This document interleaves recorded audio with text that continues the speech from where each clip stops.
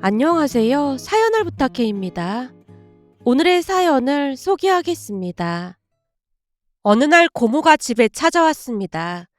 문이 열리자마자 고모 특유의 목소리가 퍼졌어요. 올케, 잘 지냈지? 네, 형님도 잘 지내셨죠? 엄마의 말투는 친근했지만 표정은 어딘가 불편해 보였는데요. 그런 와중에도 엄마가 억지로 밝은 표정을 유지하려 애쓰는 듯해 보였어요. 그도 그럴 만했던 것이 고모는 평소 자랑을 많이 하는 분이랍니다. 고모에게는 아들이 하나 있는데 그 아들이 명문대를 졸업하고 우리나라에서 손꼽히는 대기업에 입사했다고 늘 입버릇처럼 자랑을 하곤 했어요. 우리 남매도 서울에 있는 대학을 나와 중견기업에 취업했으니 나쁜 편은 아니었지만 고모의 눈에는 한참 모자란 모양으로 시간이 지날수록 고모는 엄마를 대놓고 무시하기 시작했습니다. 그 무시는 고종사촌 오빠가 결혼하면서 더욱 심해졌는데요. 사촌 오빠의 아내가 변호사였거든요. 고모는 그 일이 자기 인생의 절정인 것처럼 행복해 했습니다. 고모네 며느리가 첫 인사를 다녀간 뒤 고모가 우리 집에 찾아와 그 이야기를 늘어놓았어요. 옳게 우리 며느리가 인사하고 갔는데 직업이 변호사야 변호사. 고모는 커다란 손짓까지 더해가며 말을 이어갔어요. 오늘 첫 인사를 하고 갔는데 어쩜 인상만 딱 봐도 변호사 같더라고. 이래서 사람은 명문대를 나와야 한다니까. 우리 성민이가 명문대를 나왔으니까 변호사 여자친구를 만난 거 아니겠어? 그러게 옳게도 자식들을 달달 볶아서라도 명문대를 보냈어야 해.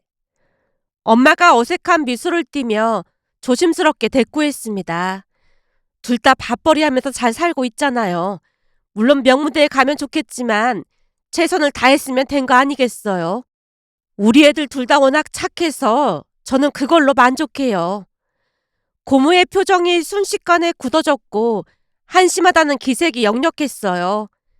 그 착하다는 것도 좋은 게 아니라니까. 사람이 욕심도 좀 있고 그래야지. 착하다는 게 결국 욕심도 없고 대충대충 산다는 말이잖아. 세상이 얼마나 험한데 자식들 교육을 그렇게 시키면 되겠어? 엄마가 아무 말도 못하고 고개만 끄덕였는데요. 고모가 멈추지 않고 자기 이야기를 이어갔습니다. 우리 성민이는 내가 얼마나 관리했는지 알아? 그렇게 해서 명문대 보냈으니까 변호사를 만난 거라니까. 엄마는 그저 고모의 말을 듣고만 있었지만 그러면서도 한숨을 쉬는 대신 억지 웃음을 지어 보였습니다. 고모의 자랑은 1시간이 넘도록 계속되었고 자리를 뜨기 전 고모가 당부하듯 말했어요. 암튼 앞으로 소송할 일 생기거나 하면 나한테 말만 해. 내가 우리 며느리한테 부탁해 줄 테니까. 엄마가 작게 웃으며 대꾸했습니다. 그럼요. 집안에 변호사가 있다고 하니까 마음이 편하긴 하네요. 그 말에 고모가 크게 웃으며 마무리했어요. 그렇지. 이래서 집안에 법조인 1명 정도는 있어야 한다니까. 고모의 웃음소리가 거실 가득 울려 퍼졌습니다. 고모가 떠나고 난 뒤 제가 조용히 입을 뗐어요. 엄마, 우리도 명문대를 갔어야 했는데 미안해. 니들이 미안할 게 뭐가 있어. 엄마는 니들이 착하게 잘 자라준 것만으로도 그저 고마울 따름이야. 살아보니 인성만큼 중요한 게 없더라고. 그러니까 고모 말 신경 쓸 필요 없어. 너도 알다시피 고모가 가끔 말을 생각 없이 그냥 막 하잖아. 그러니까 신경 쓰지 마. 고모의 자랑과 무시는 엄마의 마음을 흔들지 못했는데요. 엄마는 조건보다는 사람의 인성이 먼저라는 확고한 생각을 가지고 계셨거든요. 또다시 시간이 지나갔고 어느 날 고모가 다시 찾아왔습니다. 올케, 우리 상견례하고 결혼 날짜도 잡았어. 정말요? 축하드려요. 엄마가 진심으로 축하의 말을 건넸습니다. 하지만 고모의 자랑은 어김없이 이어졌습니다. 올케, 놀라지 말고 들어. 우리 며느리가 말이야. 집을 가지고 있었다지 뭐야. 그래서 그 집에서 신혼생활 할 거라고 우리 성민이한테 그냥 몸만 오라고 했다더라고. 그 집에 가전제품이야 살림살이가 다 준비되어 있대. 역시 변호사라 그런지 통도 크다니까. 우리 성민이 인생이 더 활짝 필 모양이야. 고모의 말에 엄마도 더욱 기쁜 목소리로 말했습니다. 성민이야, 항상 일이 술술 잘 풀리잖아요. 앞으로도 잘 풀릴 거예요. 순간 고모의 표정이 변한 채 도끼 눈을 뜨며 엄마에게 물었어요. 옳게, 그 말 진심이야? 네? 뭘 말씀하시는 거예요? 그러니까 우리 상민이가 잘 되길 바란다는 말이 진심이냐고. 그럼요. 조카인데 잘 되길 바라는 게 당연한 거 아니겠어요? 그러니까 내 말은 지금 질투가 엄청 많이 나는데 일부러 아닌 척하고 있는 거 아니냐고. 고모의 말에 엄마가 눈을 크게 뜨며 반박했습니다. 형님, 무슨 그런 말이 있어요. 조카인데 당연히 잘 되길 바라죠. 저는 진심으로 드린 말씀인데 형님이야말로 너무 서운하게 말씀하시네요. 고모가 당황한 듯 얼버무렸습니다. 아니, 오해는 하지 말고 이런 경우 대부분은 질투하고 그렇던데 올케는 너무 아무렇지도 않아 보여서 물어본 것뿐이야. 고모가 어색하게 웃으며 자리를 떠났습니다. 고모의 말은 바람처럼 지나갔지만 그 무게는 쉽게 사라지지 않았어요. 고모가 집을 나서자마자 엄마에게 물었습니다. 엄마, 괜찮아? 오늘따라 고모가 말을 더 심하게 하는 것 같네. 그냥 자랑하고 싶어서 그런 것뿐이니까 신경 쓸 필요 없어. 근데 엄마는 고모가 저렇게 할 때마다 화 안 나? 난 보고 있는 것만으로도 화가 치밀어 오르거든. 원래 성격이 그런 걸 알고 있어서 그런 건지 그냥 한 귀로 듣고 한 귀로 흘려버리면 그만이야. 사람마다 성격이 다 다른데 굳이 신경 쓸 필요 뭐가 있겠어. 엄마 말을 들으며 고개를 끄덕이다가 다시 입을 뗐어요. 근데 성민이 오빠랑 결혼할 사람이 진짜 부자인가 봐. 그 나이에 집도 있고 대단하긴 하네. 그러게 말이야. 변호사라고 하니까 돈도 잘 벌고 그런가 보네. 엄마와 이런저런 이야기를 나눴는데요. 엄마는 정말로 신경 쓰지 않는 듯해 보였습니다. 얼마 뒤 사촌오빠가 결혼식을 올리기 전 고모가 청첩장을 주러 왔어요. 이 청첩장도 엄청 비싼 곳에서 만들었다고 하던데 질감부터가 다르더라니까. 그렇네요. 엄청 고급스러워 보이네요. 그렇지. 며느리가 워낙 똑부러지다 보니까 다 알아서 해서 엄청 편하네. 고모의 말에 고개를 끄덕이던 엄마가 청첩장에 적힌 결혼식장을 보고 놀란 채 물었어요. 이 호텔 엄청 비싼 호텔 아니에요? 그렇지. 이 호텔이 어마어마하게 비싼 호텔이긴 하지. 유명 연예인들도 여기서 많이 했다더라고. 우리 아들이 이런 좋은 호텔에서 결혼할 줄 누가 알았겠어. 이 호텔 음식도 맛있다고 하니까 밥 맛있게 먹고 가. 형님 덕분에 이런 좋은 호텔 밥도 먹어보고 우리도 출세했네요. 이래서 사람이 잘 돼야 한다니까. 고모가 또다시 큰 소리로 웃다가는 고개를 돌려 저를 향해 말했습니다. 현서야, 너도 성형하고 얼굴 좀 예쁘게 해서 의사 한번 꼬셔보는 게 어떻겠니? 저는 그런 결혼하고 싶지 않아요. 고모의 말에 기분이 상한 채 딱 잘라 대답했는데요. 고모가 비웃듯 말을 이어갔습니다. 하긴 얼굴만 고치면 뭐하겠어. 학벌이 안 되는 걸. 난 그냥 네가 걱정돼서 하는 말이니까 고모 말 기분 나쁘게 듣지 말고 결혼이라도 괜찮은 남자 만나서 부모한테 효도할 생각하라 그 말이야. 그 말에 머리끝까지 화가 치밀어 올라 쏘아 붙이려고 했지만 엄마가 먼저 입을 뗐습니다. 형님, 그 말은 듣기 거북하네요. 어? 내가 또 말실수를 했네. 미안해. 내가 요즘 기분이 너무 업돼서 구름 위를 걷는 기분이라 가끔 실수를 하지 뭐야. 현서야, 고모가 미안해. 고모가 전혀 미안하지 않은 얼굴로 사과를 했는데요. 고모는 우리 가족을 대놓고 무시하고 있었습니다. 그렇게 또다시 시간이 흘렀고 고종사촌 오빠가 결혼한 지 1년 반쯤이 되었을 무렵 오빠가 집에 여자친구를 데리고 왔습니다. 그동안 여자친구가 있다는 사실을 알고는 있었지만 갑작스레 결혼까지 하겠다고 해서 가족들 모두 놀랐는데요. 새언니를 보자마자 왜 그런지 알 수 있었어요. 새언니는 성격 자체가 낙천적이고 해맑았거든요. 첫 인사를 온 날부터 성격이 고스란히 드러났습니다. 차를 마시던 중 오빠가 먼저 말을 꺼냈어요. 채연아, 너 타로 볼 줄 알잖아. 우리 부모님도 한번 봐드려. 언니 타로 볼 줄 아세요? 제가 새언니를 뚫어져라 바라보자 새언니가 웃으며 고개를 끄덕였습니다. 네, 전에 다니던 회사가 어려워져서 회사를 그만두고 한 1년 동안 백수로 지낸 적이 있었거든요. 그때 집에서 내내 이직 준비만 하다 보니까 엄마가 잔소리를 많이 해서 친구한테 하소연을 했더니 타로를 배워서 소소하게 아르바이트를 해보라고 하는 거예요. 처음에는 그냥 웃어넘겼는데 그 친구가 하는 말이 자기네 언니가 그걸로 생활비를 충당한다는 말에 솔깃해져서 배워봤거든요. 타로라는 게 제 성격이랑도 잘 맞다 보니까 하면 할수록 매력이 있더라고요. 그 뒤로 조금씩 아르바이트를 했는데 어느 날은 어떤 아주머니 타로를 받으린 적이 있었거든요. 그날 타로점을 보다 보니까 그 아주머니 몸이 안 좋다고 나와서 병원에 가보라고 했더니 의사가 조금만 늦게 왔으면 큰일 날 뻔했다더라고요. 그때 치료받고 지금은 좋아지셨다는데 그 뒤에 그분이 소문을 내주셔서 엄청 바쁘게 살았던 것 같아요. 근데 제가 타로 보는 걸 엄마 친구 한 분이 지나가다가 보게 됐는데 몰래 사진까지 찍어서 엄마한테 이르는 바람에 집에서 쫓겨나기까지 했어요. 엄마가 경기까지 하고 싫어하셨거든요. 지금 생각해보면 적성에 맞았던 것 같은데 조금 아쉽기도 하고 그래요. 근데 타로만 봐도 아프고 그런 게 보이는 거예요? 그런 건 아니고 타로 카드를 보면서 이런저런 대화를 나누다 보면 본능적으로 알게 되는 것들이 있는 것 같아요. 저도 잘 몰랐는데 재능이 있는 것 같긴 해요.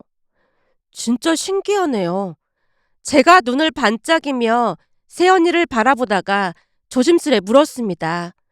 언니, 그럼 우리도 타로 봐줄 수 있어요? 얘는 첫 인사 온 사람한테 별걸 다 해달라고 하고 있어. 엄마가 핀잔을 놓자 새언니가 웃으며 대답했습니다. 오늘은 타로를 안 가져와서 다음에 오면 꼭 봐드릴게요. 근데 어머님, 아버님, 제가 타로 봐드려도 괜찮을까요? 재미로 보는 건데 뭐 어때? 엄마가 활짝 웃자 새언니도 따라 미소를 지었습니다. 그날 새언니는 첫 인사 온 사람답지 않게 가족들과 내내 수다를 떨다 저녁밥까지 먹고 돌아갔어요. 오빠가 새언니를 데려다 준다고 나가자마자 제가 말을 꺼냈습니다. 엄마, 난 진짜 마음에 드는데 엄마는 어땠어? 나도 진짜 마음에 들더라. 어쩜 성격이 저렇게 좋을 수가 있다니. 말도 막힘없이 술술하고 아주 마음에 드네. 그니까 말이야. 오빠랑 딱 어울리는 사람을 데리고 온 것 같아서 정말 다행이야. 그니까 말이야. 나도 마음이 놓인다. 부모님 또한 새언니가 무척 마음에 드는 듯 했는데요. 새언니 자체에서 흘러나오는 선함이 고스란히 느껴졌으니까요. 새언니가 첫 인사를 다녀간 뒤 고모가 집에 들렀고 아니나 다를까 고모가 며느리 이야기를 꺼내며 자랑을 늘어놓았습니다. 이번에 우리 며느리가 해외 출장을 다녀왔다나 뭐래나 그러면서 나한테 명품백을 사주지 뭐야. 엄청 비싼 거라고 하길래 장롱에 모셔둔 거 있지? 엄마가 담담하게 대꾸했어요. 며느리가 명품백도 사주고 형님은 좋겠네요. 당연히 좋지. 근데 준서는 아직 만나는 사람 없대?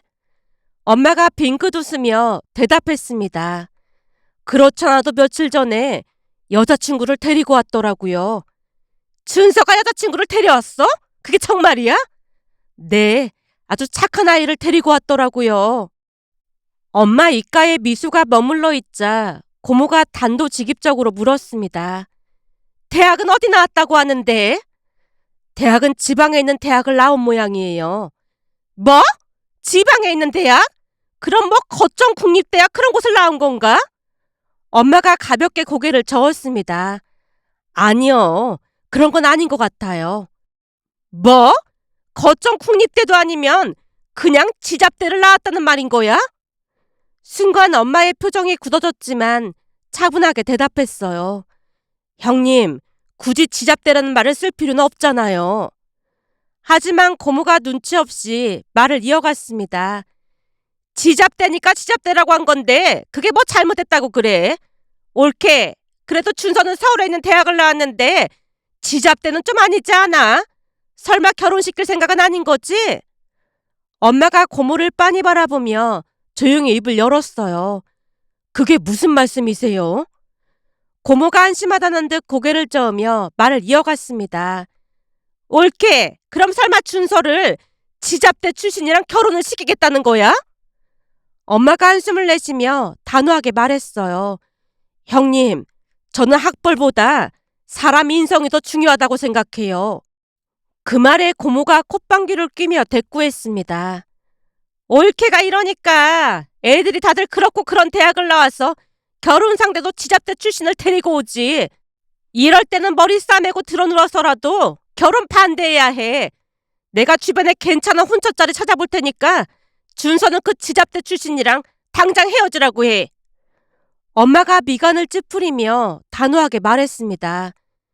형님, 우리 집 일에 신경 쓰지 마세요. 하지만 고모가 씩씩거리며 말을 이어갔어요. 준서가 그런 여자랑 결혼하면 우리 며느리도 안 좋게 생각할 텐데 절대 그럴 순 없지. 이상한 낌새라도 느낀 듯 엄마가 고개를 갸웃하며 물었습니다. 형님, 그게 무슨 말이에요? 혹시 며느리가 우리 집안을 무시하고 그런 거예요? 그 말에 고모가 펄쩍 뛰며 외쳤어요. 우리 며느리가 얼마나 착한데 그런 소리를 하고 있어.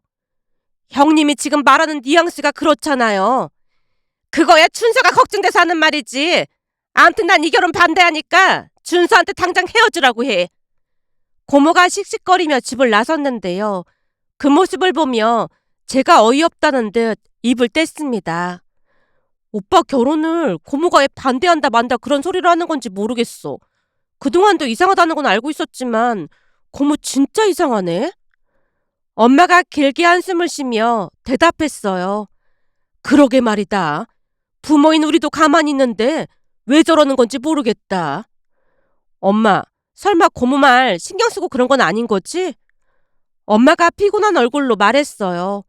얘가 엄마를 뭘로 보고 그런 소리를 하고 있어. 그런데 그날 저녁 오빠가 현관문을 열고 들어오자마자 씩씩대며 말을 꺼냈습니다. 엄마, 고모 진짜 이상한 거 아니에요?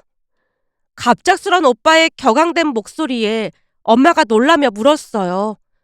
다짜고짜 그게 무슨 말이야? 오빠가 한숨을 크게 내쉬더니 분노를 감추지 못한 채 말을 이어갔습니다.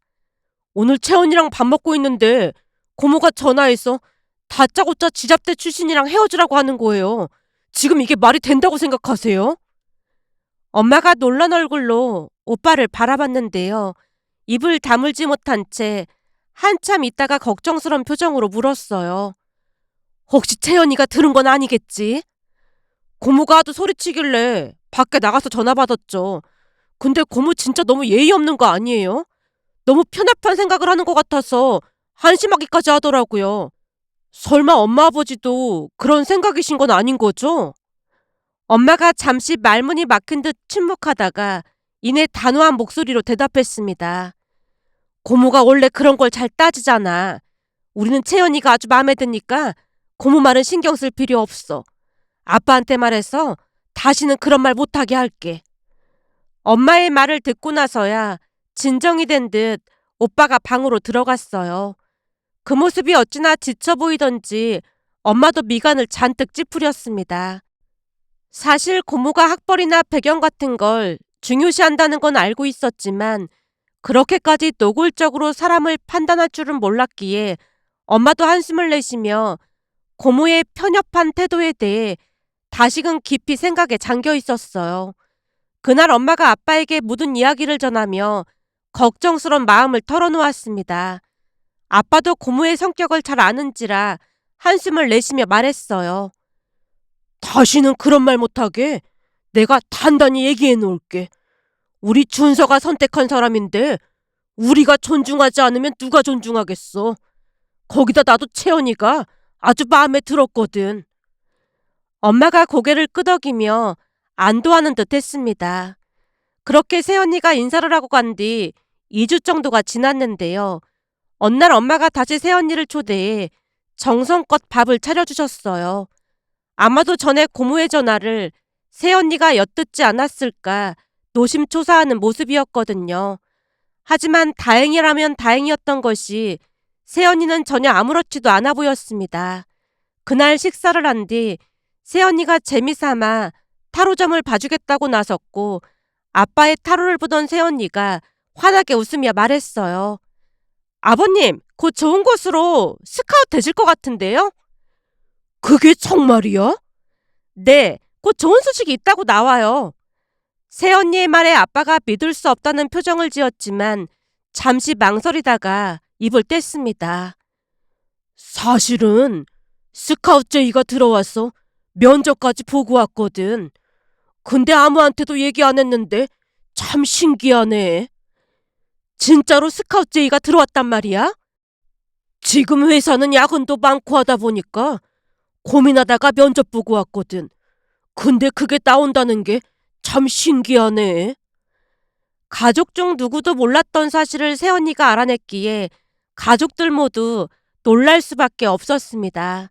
그리고 얼마 뒤 아빠는 정말로 좋은 회사로 이직하게 되었고 부모님은 새언니를 더욱 예뻐하게 되었어요. 그러다 어느 날은 고모 생일을 맞아 가족끼리 식사를 하던 중 엄마가 웃으며 이야기를 꺼냈습니다. 우리 채연이가 좋은 곳으로 이직한다고 하더니 이 사람이 정말 이직된 거 있죠? 고모가 놀란 듯 되물었어요. 그게 무슨 말이야? 채연이가 이직된다고 했다니. 아, 그게 우리 채연이가 타로점을 볼 줄 알거든요. 그래서 이 사람이 타로점을 봤는데 아주 딱 맞췄더라니까요. 그럼 옳게도 봤다는 거야? 아니요. 저는 그런 거 관심 없어서 이 사람이랑 현서만 봤어요. 엄마가 웃으며 대답했지만 고모가 고개를 세차게 내저으며 불쾌한 표정을 지었어요. 타로점? 그러니까 채연이가 뭔가 하는 걔가 점을 본다 그 말이야? 그럼 점쟁이란 말이잖아. 그런데 옳게는 지금 웃음이 나와? 그냥 재미로 보는 건데요 뭐. 엄마가 태연하게 대답했지만 고모가 더욱 격앙된 목소리로 말을 이어갔습니다. 옳게 진짜 큰일이다. 며느리감이 지잡대 출신의 점쟁인데 그게 별일이 아니라고. 내가 지잡대 출신이라고 할 때부터 알아봤다니까. 고모의 입에서 더 심한 말이 나올 것 같자 아빠가 화난 목소리로 소리쳤어요. 누나, 내가 그런 말 절대로 하지 말라고 경고했잖아. 아빠의 얼굴은 화로 붉게 물들어 있었고 그 강렬한 외침에 고모가 놀란 듯 입을 다물었습니다. 그 자리는 더 이상의 말다툼 없이 마무리되었지만 엄마 아빠 얼굴에는 피로감이 묻어나 있었어요. 결국 그 뒤 우리는 고모와 거리를 유지한 채 지냈습니다. 고모가 집에 찾아와도 엄마는 문을 열어주지 않았고 집에 아무도 없는 척 했거든요. 시간이 지나 오빠와 새언니 청첩장이 나와서 어쩔 수 없이 엄마가 고모에게 청첩장을 주러 갔지만 그날도 역시 고모가 비수를 꽂았습니다. 옳게 내가 진짜 걱정돼서 그러는데 진짜로 지잡대 출신 점쟁이네랑 결혼시킬 생각인 거야? 이혼보다 파혼이 낫다는 말도 있잖아. 그러니까 빨리 파혼시켜. 엄마가 한숨을 내쉬며 차분한 목소리로 말했다네요. 형님, 예의상 청첩장을 드리는 건데 혹시 오기 싫으시면 안 오셔도 됩니다. 더 이상 말을 섞지 않은 채 엄마가 자리에서 일어났답니다. 그리고 얼마 뒤 오빠와 새언니는 모두의 축복 속에 결혼식을 올렸습니다. 새언니 성격이 워낙 좋아서 하객도 어마어마했어요. 두 사람이 결혼 후 우리 가족은 더욱 화목해졌는데요. 새언니가 주도하여 여행도 자주 다니며 즐거운 추억을 만들어가고 있었습니다. 하지만 그런 우리의 행복을 질투라도 한 것인지 어느 날 아빠 회사 복지 혜택으로 엄마도 함께 건강검진을 받으러 갔는데 그날 엄마가 위암이라는 진단을 받았어요. 다행히 수술은 잘 끝났고 초기라 완치 가능성이 높다고 했지만 엄마는 죽음의 공포 앞에서 하루하루 초췌해져 갔습니다. 그러던 어느 날은 새언니가 딸기를 잔뜩 사서 집에 왔고 잠시 후 집으로 돌아가는 새언니를 따라 밖으로 나갔다가 새언니와 함께 집 근처 카페에 들어갔습니다. 뜨거운 커피 한 잔을 손에 쥔 채 답답한 속내를 털어놓았어요. 의사는 잘 관리하면 괜찮을 거라고 했는데 엄마가 많이 불안해하세요. 맨날 악몽도 꾸시고 안쓰러워서 못 보겠어요. 제 말에 새언니가 고개를 끄덕였습니다. 암 환자들 대부분은 재발에 대한 두려움이 크다고 하더라고요. 어머님도 그런 마음이실 것 같아요. 암이라는 게 참 무서운 병이긴 하잖아요. 제가 긴 한숨을 내쉬었습니다. 그러니까요. 근데 엄마가 너무 예민해지셔서 그게 걱정이에요. 잠시 고민하던 새언니가 눈을 반짝이며 말했어요. 아가씨, 그럼 제가 어머님께 타로 좀 봐드릴까요? 심리적으로 조금이라도 위안이 될 수도 있을 것 같아요. 타로점이요? 그게 효과가 있을까요? 플라시보 효과라는 것도 있잖아요. 어머님이 조금이라도 긍정적인 말을 들으시면 마음이 편해지실 수도 있을 거예요. 새언니의 말이 일리가 있었기에 저도 모르게 고개를 끄덕였습니다. 그렇게 며칠 뒤 새언니가 다시 집에 와서 엄마에게 말을 꺼냈어요. 어머님, 제가 타로점 한번 봐드릴까요? 난 그런 거 안 믿어. 그냥 재미삼아서 보자는 거예요. 저번에 아버님 이직하실 때도 제가 맞췄잖아요. 새언니 말을 듣다가 저도 거들었습니다. 맞아, 엄마. 그때 언니가 맞췄잖아. 망설이던 엄마가 결국 고개를 끄덕였습니다. 그럼 혹시 암이 재발되는지도 알 수 있을까? 제가 한번 봐드릴게요. 새언니가 타로 카드를 펼치며 엄마에게 조심스레 카드를 고르게 했는데 엄마가 진지한 표정으로 카드를 뽑았습니다. 카드를 본 새언니가 밝게 웃으며 설명했어요. 어머님, 전혀 걱정하실 필요 없어요. 정말 좋은 카드가 나왔거든요. 그게 정말이야? 네, 어머님이 뽑으신 건 별카드예요. 큰 별들은 희망과 영감을, 작은 별들은 그 희망이 퍼져나가는 걸 의미하거든요. 물병은 생명력과 재생을 상징하고요. 한마디로 완전히 긍정적인 신호예요. 그래? 그렇게 좋은 거야? 그럼요. 어머님은 분명 건강해지실 거예요. 그리고 앞으로는 좋은 일만 생길 거니까 저 한번 믿어보세요. 새언니의 환한 웃음에 저도 덩달아 말했습니다. 엄마, 내가 뭐라고 했어. 왠지 느낌이 좋다고 했잖아. 엄마 완치하고 나면 다 같이 여행도 가자. 맞아요, 어머님. 우리 다 같이 하와이로 여행 가요. 새언니와 제가 떠들어대자 엄마 얼굴에 생기가 돌기 시작했습니다. 정말로 플라시보 효과가 있는 건지 엄마 얼굴이 한결 밝아져 있었거든요. 그렇게 엄마는 서서히 안정을 되찾아갔습니다. 아무래도 새언니의 타로가 큰 도움이 되었던 모양이었어요. 엄마는 예전처럼 긍정적인 모습을 조금씩 되찾아갔고 얼굴에도 밝은 기운이 돌기 시작했습니다. 시간은 빠르게 흘러 어느덧 1년이 지나갔는데요. 어느 날은 엄마가 오랜만에 친구들 모임에 나간다고 하셨고 그날은 거울 앞에서 한참 동안 꾸미셨어요. 살짝 립스틱도 바르고 머리도 곱게 빗으시던 엄마의 뒷모습이 참 보기 좋았습니다. 그런데 저녁 무렵 집으로 돌아오신 엄마 얼굴이 어두워 보였어요. 엄마, 왜 그래? 모임은 잘 다녀왔어? 제 물음에 엄마가 한숨을 쉬며 대답했습니다. 친구들이랑 밥 먹고 카페에 갔는데 그 근처에서 어떤 사람이 사주랑 손금을 봐주더라고. 친구 하나가 재미삼아 보자고 해서 우리 다 같이 들어갔지 뭐야. 근데 그 사람이 내 손금을 보더니 생명줄이 짧다고 하는 거 있지. 엄마가 말끝을 흐리며 당신의 손바닥을 바라보셨어요. 친구들이야 그냥 재미로 본 거니까 걱정하지 말라고 했는데 하필 나만 생명줄이 짧다니까 영 찜찜하더라고. 그래서 다른 친구들 손이랑 비교해봤더니 정말 내 것만 짧은 거야. 엄마의 목소리가 작아졌는데요. 순간 암이라는 단어가 또다시 떠오른 듯해 보였습니다.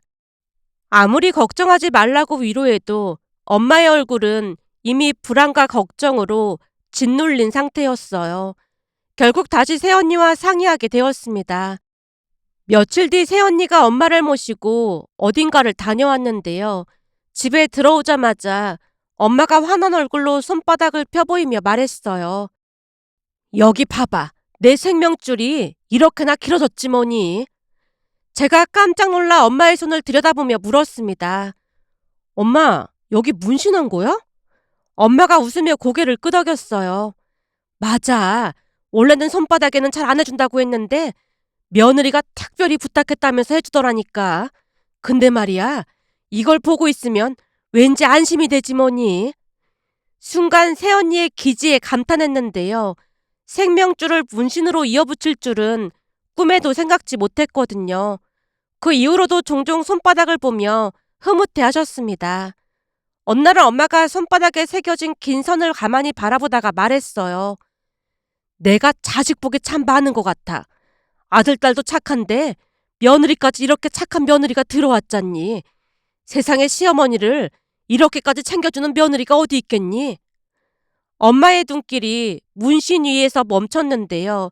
그 눈빛에는 새언니에 대한 깊은 고마움이 담겨 있었습니다. 그 모습을 보며 새언니의 작은 배려가 엄마에게 얼마나 큰 위로가 되었는지 알 수 있었는데요. 그 이후로 엄마는 더욱 밝아지셨고 손바닥에 긴 생명줄을 매만지며 혼자 미소 짓는 엄마를 볼 때마다 저 역시 마음 한구석이 따뜻해졌습니다. 그러던 어느 날은 정말로 오랜만에 고모가 찾아왔는데요. 집 안으로 들어서자마자 고모가 한숨부터 내쉬었습니다. 주름진 얼굴에는 근심이 가득했다고 해야 할까요? 결국 엄마가 따뜻한 차를 건네며 물었어요. 형님, 안색이 안 좋아 보이는데 무슨 일이 있어요? 고모가 대답 대신 차를 한 모금 삼키더니 엄마의 손을 가만히 바라봤고 놀란 표정으로 물었어요. 옳게, 근데 손바닥에 그건 뭐야? 엄마가 손바닥을 내려다보며 미술을 머금고 대답했습니다. 아, 이거요?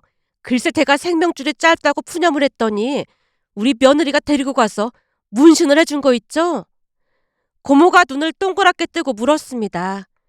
며느리가 데리고 가서 문신을 새겨줬다고? 예, 우리 며느리가 참 성격이 좋아요. 원래는 손바닥에는 문신을 잘 안 해준다고 하는데 며느리가 간곡히 부탁해서 해줬어요. 고모가 한숨을 쉬며 고개를 절레절레 흔들었습니다. 요즘 세상에 그런 며느리도 있네. 참 부럽다 부러워. 고모의 뜻밖의 말에 엄마가 조심스레 물었어요. 형님, 무슨 일이 있으신 거예요? 고모가 한참을 말없이 있다가 마침내 고개를 들어 입을 열었습니다. 지금 생각해보니까 옳게 말이 맞았던 것 같아. 제 말이 맞다니요. 학벌이나 배경보다 사람 인성이 제일 중요하다고 했잖아. 난 요즘 우리 며느리 때문에 사는 게 아니잖아. 엄마가 놀란 얼굴로 고모를 바라보자 고모가 고개를 숙이며 말을 이어갔어요. 우리 며느리가 변호사인 건 옳게도 알잖아.